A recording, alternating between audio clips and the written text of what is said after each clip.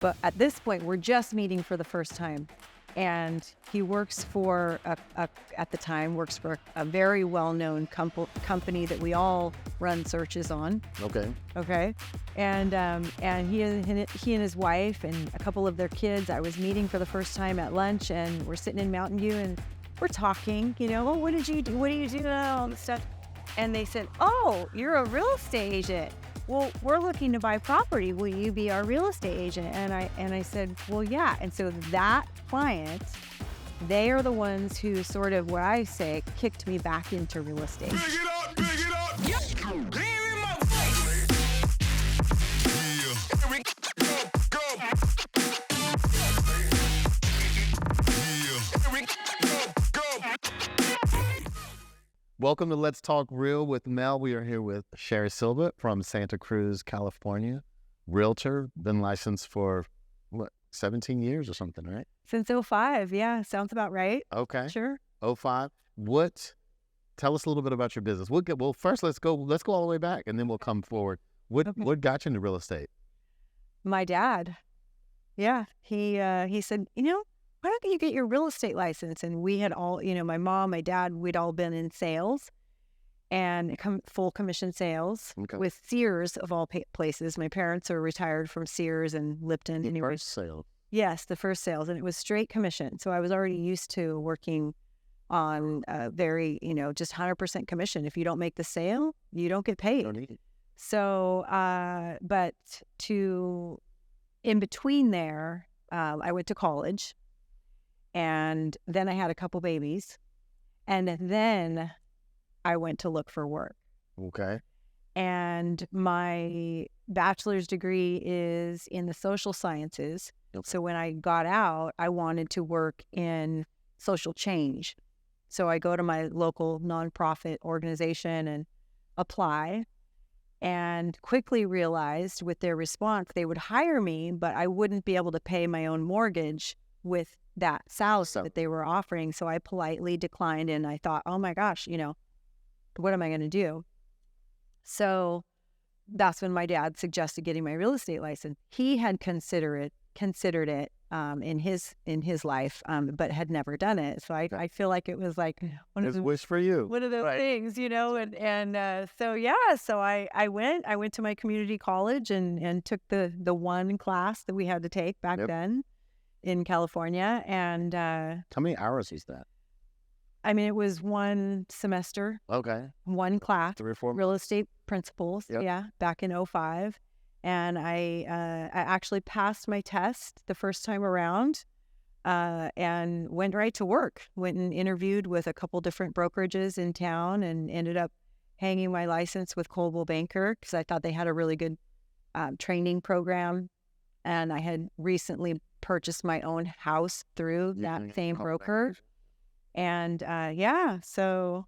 And that was it. And there's history ever since, 17 years later. Yeah. So when you got into, and when you did it, and you said you had some sales background already. Yeah, I sure. So when you did it, what did you think? Did you think, well, this is going to be a breeze? Or did you think that this was going to be more challenging than your previous sales experience? Was that at Sears as well? Yeah, that was at Sears. I sold washers and dryers at Sears. And prior to that, I was in their furniture department when they had a furniture department. And both roles were straight commission. I love it. And I honestly didn't really think one way or another whether it would be difficult or whether it would be easy. What I thought was I could make a busload of money and be able to affect social change financially and through volunteer work and be able to provide for my family. So that was my goal. My family was 2 children at that time. 2 and 1 older one from a previous marriage. Okay. Yeah. So you have 3. So how old are the children in 2005 when you're getting into the business? In 2005, they were 1 and almost 3. Yeah. And then the older one was 13. Okay. Yeah.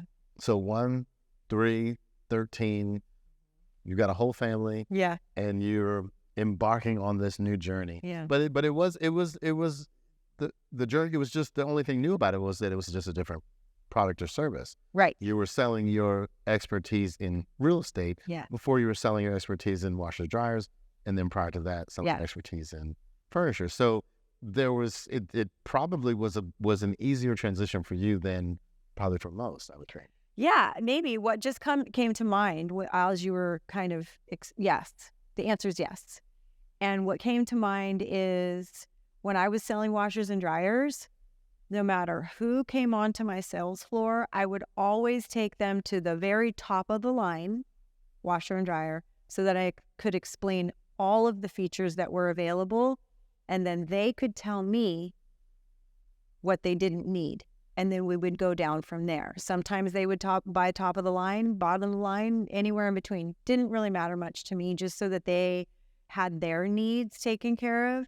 And so I think that that care for people and me being able to produce options for them carried over to real estate, because that's kind of what we do, right? Right. Tell us everything. Please tell me everything that you want in a house, Your so that I know. Your wish list. Yes, exactly. We may not be able to get you everything, but if you tell me everything, I'll be able to get as many things as you desire and want and need in your home. And then on the sell side, on the listing side, same thing. Right. Tell me what your goals are, essentially, where you want to move, how soon, and how. We'll just magic. Exactly. Yeah. We'll prep the house, and that's the product, right? So now, I'm gonna come back to Sears in a second, but Sure. The Santa Cruz, is that where are you born and raised there? So I'm born and raised. I'm a Bay Area baby. Okay. So when Valley Joe. Yeah, what's that? the Vallejo. Yeah, yeah, yeah. So yes, and so as a baby, so I was born in Santa Clara County, and as a baby we moved to Santa Cruz, in the mountains, and there's this little treacherous road called Highway 17 that goes from one to the other. So if you're in the Silicon Valley, Bay Area, San Francisco Bay Area, right, you got to drive over the hill, we call it, over the hill to get to the beach. And if you're at the beach, you got to drive over the hill to get to the valley. Okay. So I've been on both sides of that hill all my life. Okay. So still in the same general vicinity. Yeah. And born and raised and still living there now. Yeah. Obviously we're on a team. So we're going to bring back present in a second. But back to Sears. So Sears out of the, I guess, headquarters Chicago. Yeah. Still at that time. Same. And and how long were you at Sears? Oh gosh, I don't remember. Only a couple years. It was right before college. Right. And you said your parents, did your dad work at Sears as well? Yes, my dad. He was actually one of my dads. He was my stepdad. So if you think of sort of like rich dad, poor dad, I had two dads. One of them I learned and became a lot of I gleaned a lot of I am who I am because of my stepdad. That's what I'm trying to say. My biological dad, I got a little of him in me, but I spent more time with my stepfather, and neither one of them are with us anymore. But the real go-getter side of things came from my stepdad, because he was in sales. Yeah. Right? Sales. And he was managing sales also. He was a store manager at one point, department manager, so. Yeah, and when you said Sears, and said Sears was literally the first sales company. What a lot of people don't know is that back in the Sears was the first company to come out with a catalog. Yeah. And there was way back, the salespeople would go out into the areas because there was no way to transfer money, and they would collect the money, use the catalog, they would bring it back to Chicago, and then weeks later they would bring the product back. Oh, you're kidding. So this is way back. Yeah. That's so Sears was literally the very first national commerce company. So a lot of people. I never studied the history on it. I do have a really, really old catalog at my house, and sort of a newer one that I'm having a hard time getting rid of. And then you remember Lipton tea? Yep. Of course. Okay, so my biological dad was retired from Lipton. So 2 huge companies, you know, in my family's background. And Yeah. I don't know, it's- poorly. Yeah, well, no, but it says, I mean, but to take as a young person, any person to go into a commission only job, you know, now it's real estate, but people are scared to death Yeah. to do that. So what was that like? Even going back to that was Sears your first commission only job?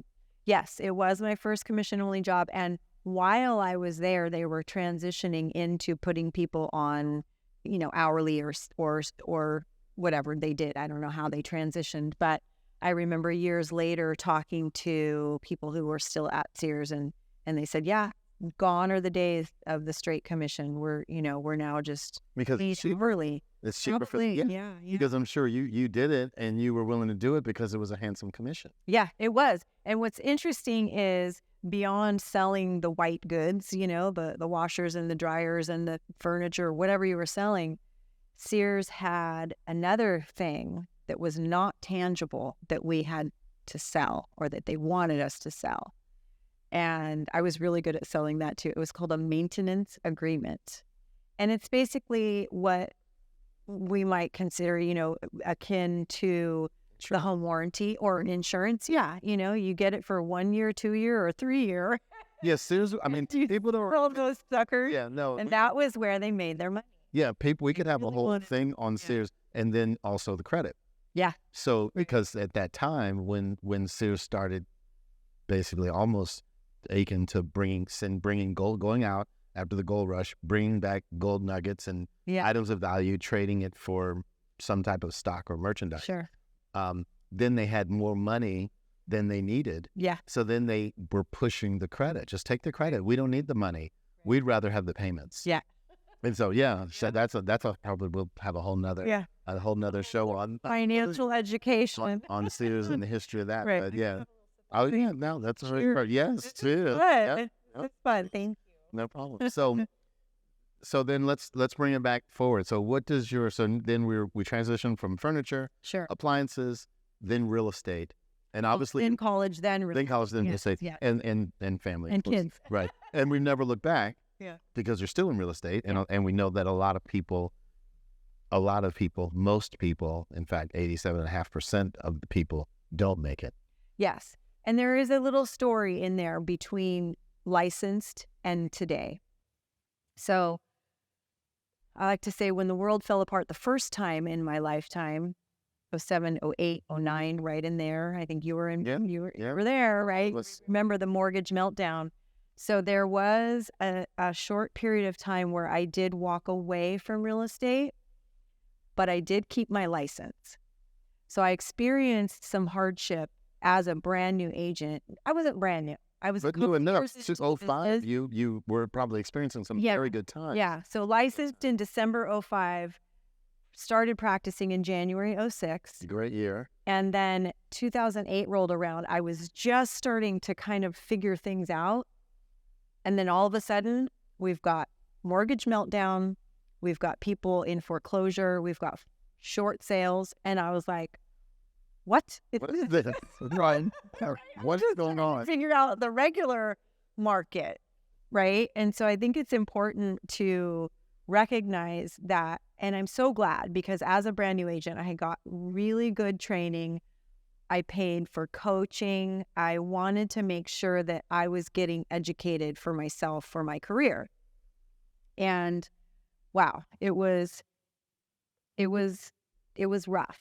I'll just say that. There were some challenges.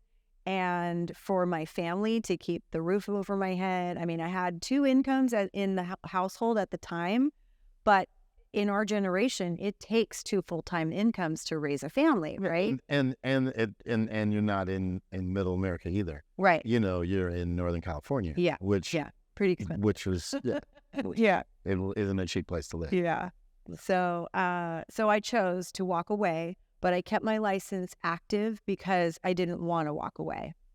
And so that's a little bit emotional for me. So you knew We're to talk about, but it's real. We're doing real talk, That's- right? That's still real. Yeah. So yeah, so there was a challenge in there. I did walk away, But luckily I kept my license active because I had a client who I love dearly. His name's Chris. I'll leave his last name out of it, but he knows who he is if he ever listens to this. He called me during that time while I was working. I started working in the tech industry with startups, and I went from a few different ones. You know, startups are kind of, they ramp up and they scale back. And so I went from one to the next. I worked for probably 3 in that time period. And in that time period, I had a repeat client who purchased from me. And he said, hey, we're about to buy another house, and you're first on my list as far as real estate agents. And I said, okay, great. Thank you. I so appreciate that. And he said, are you ready? Right, let's do it. And I said, well, let me get back to you. I have to rehang my license with a broker in order to service you. And yes, I'm ready for you. I'm ready. I just have to get my ducks in a row. Yeah. So I did that. I did one transaction. And then sometime later, some months later, I was sitting breaking bread with some friends who I met through one of the startup companies. And we're sitting in Mountain View. I don't know if I can say this, but he's one of the guests who end up now, they're a very, very good client of mine. And we've done like 5 transactions together from then until now. But at this point, we're just meeting for the first time. And he works for at the time works for a very well-known company that we all run searches on. Okay. And he and his wife and a couple of their kids, I was meeting for the first time at lunch, and we're sitting in Mountain View and we're talking, you know, oh, what did you do? What do you do? All this stuff. And they said, oh, you're a real estate agent. Well, we're looking to buy property. Will you be our real estate agent? And I said, well, yeah. And so that client, they are the ones who sort of, what I say, kicked me back into real estate. It was that, and I was just being scaled back from that startup. So it was like this. The timing. It was perfect timing. Yeah. And so I've been back ever since. Yeah. Nothing happens on accident. Yeah. And so what year was that? Oh, gosh. It must have been, I don't know. I don't remember. Probably 2010, maybe. Yeah, so it's been over 10 years ago, right? So 10 years ago, and then you've been back full time. So you're right. So you basically were full time, figure it out. Part time, then full time. But your heart, you knew where your heart was. Yes, exactly. And you weren't giving up on your dream and your passion. Yeah. So why? So speaking of passion, what is it that you love most about real estate? Oh my gosh, that will make me cry if I really go into it. I love supporting and serving others. I love helping other people achieve their goals, protect their money, get what they want. I will fight hard for my clients. And when their appreciation is my reward. Like, yeah. And I bet they're pretty appreciative. They are. They come back time and time again. That's right. You had five transactions with one client. Right? Means you did a pretty good job. Yeah. And I love to have fun with them. They have to be, can I cuss? Yeah, you can. Okay. Yes. So I have a really strict, and this came more as a seasoned agent when we get to choose who we work with. You know, in the beginning, we're kind of like, we're taking that. But now we get to choose. So I have a very strict no asshole policy in my business and my personal life. You know, we get to a certain age and we're like, I recognize that. No, thank you. Right. Yep. Yeah. That's good. Doesn't that feel good? It feels really good. When did you fire your first client? Switching gears here. You know, I haven't had to fire any clients. Oh, so you have a good asshole radar then. I have really good asshole radar.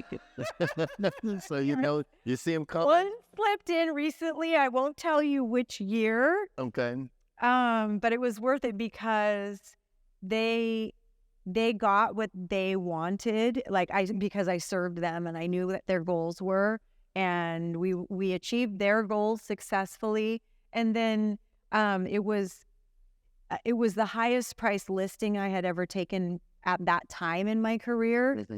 And so it was, I had a goal like to increase my sales volume.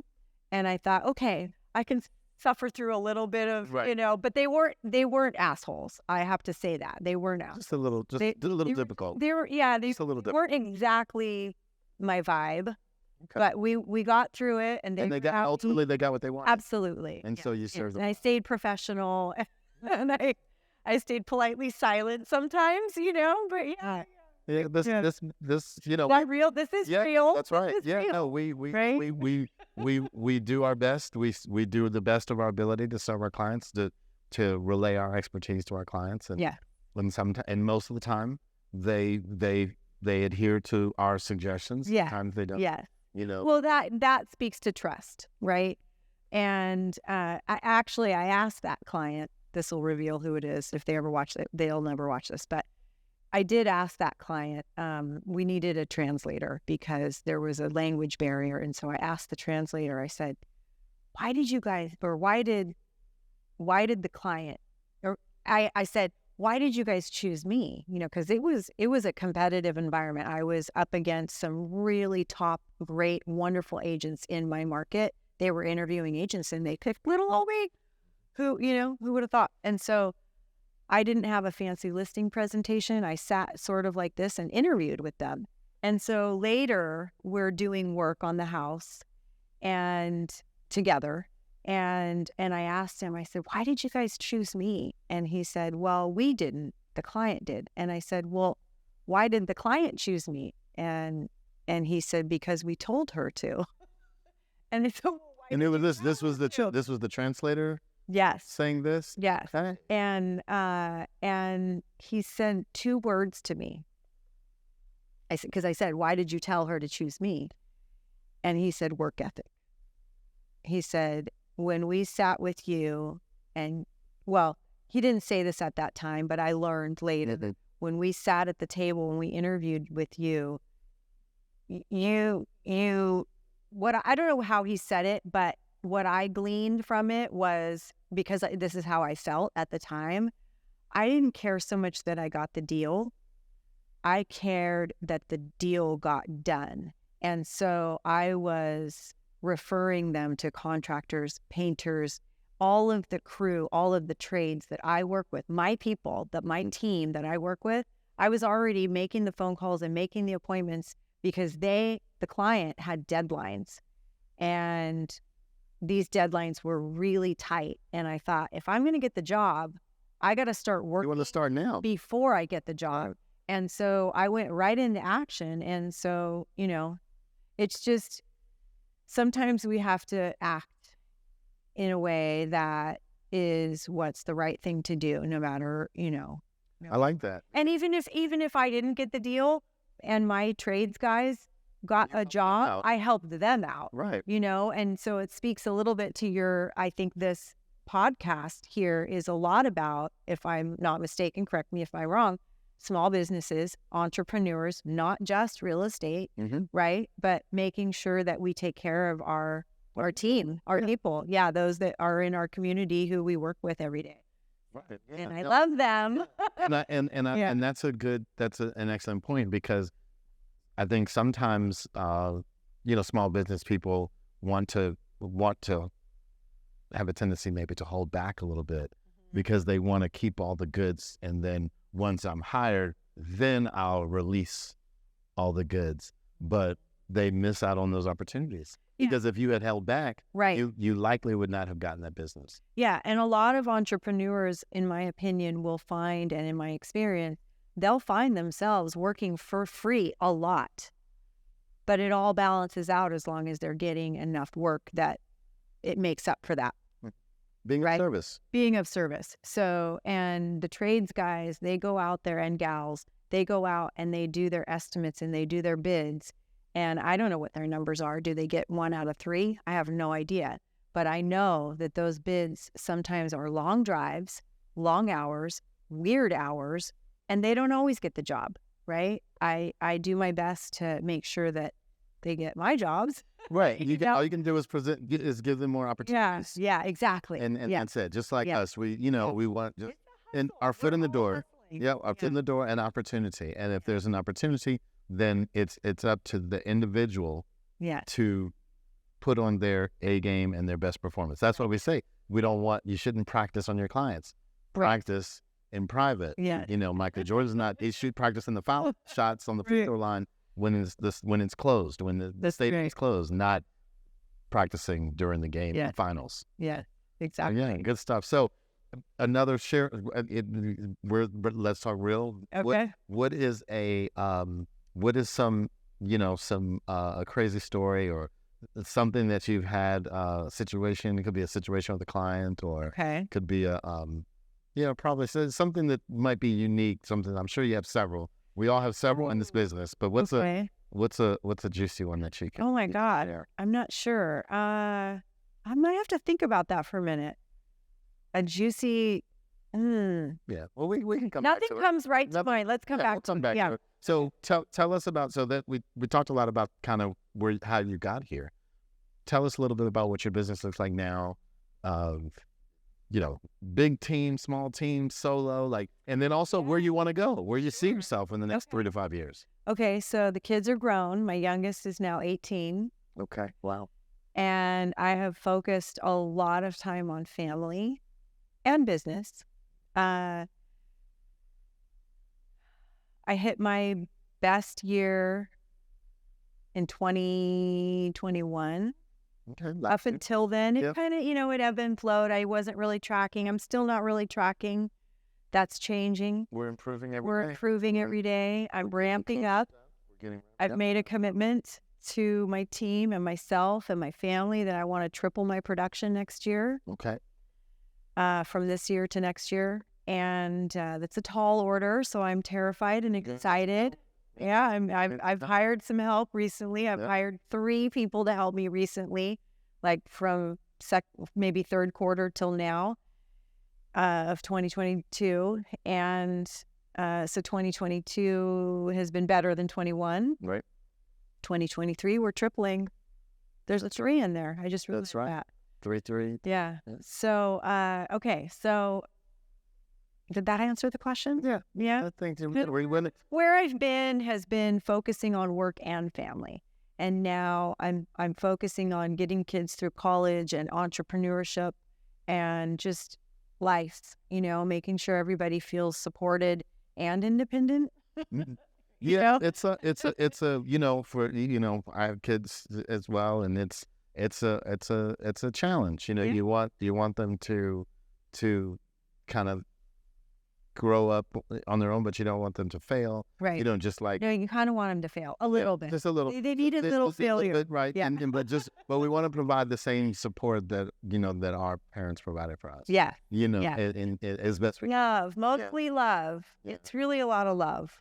Yeah. And encouragement and letting go. Yeah. And direction. It's all of it. Yeah. Yeah. So are they? Well, we'll come back to the kids. What do you do outside of real estate? Oh my gosh, we fish. Okay. We go crabbing. So we have a boat. We have a boat in the harbor. My boyfriend and I. It's his boat, and he goes out most of the time. I go out a lot of it with him. And fishing and crabbing in the harbor. In Santa Cruz. Okay. Yeah, we love the harbor lifestyle. I know they had crabs. We check after we've been fishing. We check the fish tables where you clean the tables. We look in the garbage can to see what everybody else has been fishing and catching. Sorry, not fishing, but catching. And we want to know, okay, are we going out on the right day? And it's hard. It's a challenge. It's like life. You go out because you get this great report. You're watching the fish report, and oh my God, everybody's catching salmon. So you go out for salmon. Sometimes you catch salmon. Sometimes you get skunked, and then you want to check and see whatever. Right. So there's separate baits then for salmon? Way different. Okay. Yeah. Okay. Great question. Yeah. Great question. So that would make sense. So yes. So you're doing your investigative work to figure that out. Yeah. But or kind of almost your post-op report. Yeah. These are the results we got. Let's compare our results to what other people have gotten. Yeah. And then find out if it's something tactically. Yeah. That's okay. Let's go back to bait. Okay. Because this is a really good analogy for life and for real estate. So earthworms are kind of a freshwater bait for, I don't even know, probably trout, maybe. Okay. You know, you go in a lake and you fish with these long, gross earthworms. Well, when you go crabbing, you can use chicken.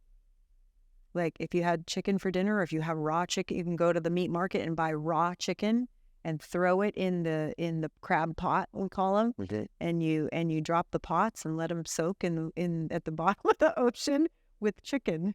Okay. And the crabs come and they pick the chicken. But you're not going to catch salmon with chicken, and you're definitely not going to catch either one of those with earthworms, right? So the bait really, really matters. And I feel like, to go back to sales, okay, we'll come full circle. Yep. In sales, I learned that it's better to fish than to hunt, because when we're hunting, we're chasing and something's running away from us. We don't want to do that in sales, in my opinion. Yeah.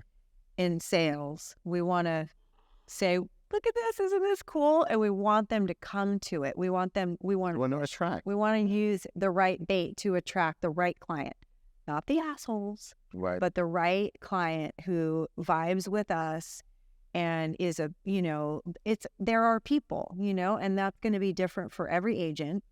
So I don't know if we're giving advice on this podcast, but I would give the advice, that you want to be who you want to attract. And so you want to know what the bait is, and you are the bait. That's it. I like that. You're the bait. Yeah. And be who you want to attract. right. And I always say I like to work with people who like to work with me. Yeah, for sure. Yeah. And when you do that, then usually you're more likely to repel some of the people you don't want to work with. That's right. Yeah, because we're not going to satisfy everybody all the time. Everybody knows that, right? Yeah. And satisfy. What's the saying? There's a thing. Yeah. Can't satisfy all the people all the time, or Exactly. something like that. Or make happy, or Yeah. They make you. Yeah. And then also that also diminishes the level of service. Exactly. Yeah. And you want to get good reviews, we want to provide awesome service. Yeah. So that's good. So let me ask you this, if as you're growing your team, you're tripling your business, you're hiring, you've made some hires, you're going to be making more hires. Sure. If I was an agent in your marketplace in Northern Cali, in the Bay Area, and I wanted to, potentially learn more about your team, or if I had a house to sell or I wanted to move into your area, how would we contact you? Oh my gosh. Okay. So, my name, basically, Shari Silva. My website is sharisilva.com. My email is shari@sharisilva.com. Like it's just SHARISILVA. Okay. You can find me on all the social channels, except I'm not on TikTok yet. I'm getting there, though. Okay. Yeah, that's my next. But I'm on Pinterest and Instagram and Facebook and LinkedIn And what's your preferred method? Instagram. Yeah, and email or phone number. Okay. And what's that number? 831-295-2880. Okay. Yeah. Awesome. Text, email, phone. I really like phone the best. Yeah, because it's very direct. Yeah, and no nothing lost in translation. Right. All right. Well, this was good. Well, I want to thank you for joining and sharing some wine. It's so good to see you again. Oh, and I've got actually a quote of the day. Great. Okay. Let me share the quote. I love quotes. There is nothing more beautiful than someone who goes out of their way to make life beautiful for others. I love that. Well, this is good. You have to send that to me. Awesome. Yay. Thank you so much, Melvin. Thank you. Yeah, great. Cheers. Cheers. Yay. Clear in my face. Here we go. Here we go. Here we go.